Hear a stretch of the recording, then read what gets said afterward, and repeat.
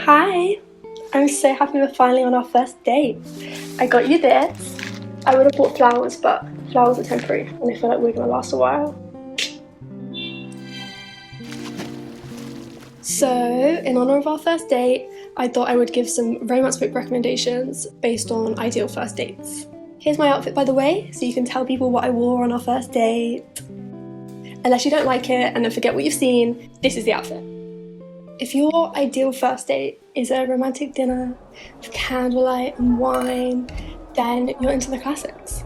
And I recommend Pride and Prejudice, because there is no love story more classic than Pride and Prejudice. That book is the epitome of timeless romance. Will they, won't they, enemies to lovers. It started with Jane Austen. Beyond that, it's an incredible commentary on society as it was then, but it still has relevance today. It's a story about the pressure of conformity and women fighting for their independence and own identity. If your dream first date is bowling and an arcade, then I assume you're a child, or a child at heart, and I would recommend Heartstopper.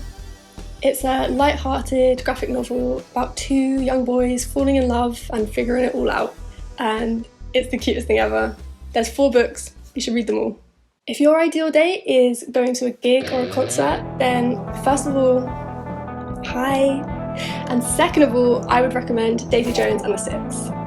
It's a fictional account of a 70s rock band's rise to fame and the love, sex, drugs, rock and roll of it all. I'm pretty sure it's based on Fleetwood Mac, and it gives those vibes, those cool summer 70s vibes. It's all written as if each member of the band is being interviewed and recounting the stories of their past, and for that reason I'd really recommend listening to it as an audiobook because the actors just do such a good job and it's put together so well. If your ideal first date involves some kind of party, drinking, having fun, then get help.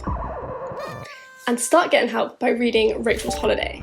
It's a book that it is a romance, but I think it's underplayed by being simply in that category. It's about a woman who ends up in rehab for drug addiction and just over partying. It's about the things she realises and discovers in rehab and the people she meets and turning her life around and but it's very humorous and lighthearted.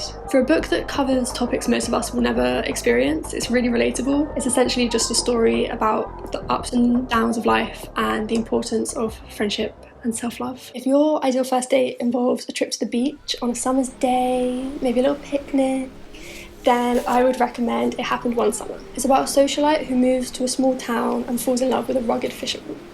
It's literally the perfect beach read. It's sweet and steamy and it's a easy, good read. If your perfect first date is a date where you didn't really realise it was a date and it's a little bit awkward, but there's a lot of deep, meaningful conversations and a natural spark, then Normal People is the book for you. It's about 2 people that fall in love in school and then it follows them across their lives through uni and the ups and downs of their relationship.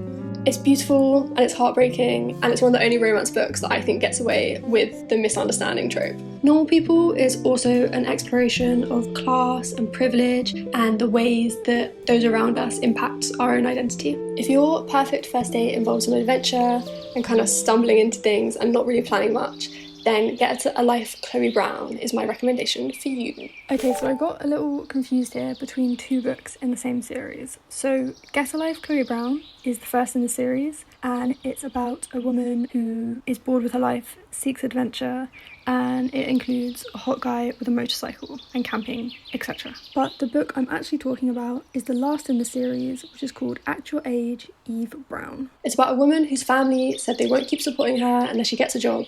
So she gets a job in a hotel and romance begins. It's hilarious and heartwarming and a really good representation of neurodivergency in a main character. If your ideal first date is the cinema, but not any cinema, one of those old school cinemas, we're talking comfy chairs, maybe there's a bar that you can get cocktails at, maybe they bring you snacks, maybe you paid £30 for a ticket, then The 7 Husbands of Evelyn Hugo is your book. A journalist goes to interview a mysterious and much loved old school film star, Evelyn Hugo. The book covers her various relationships, her rise to the top, and her secrets.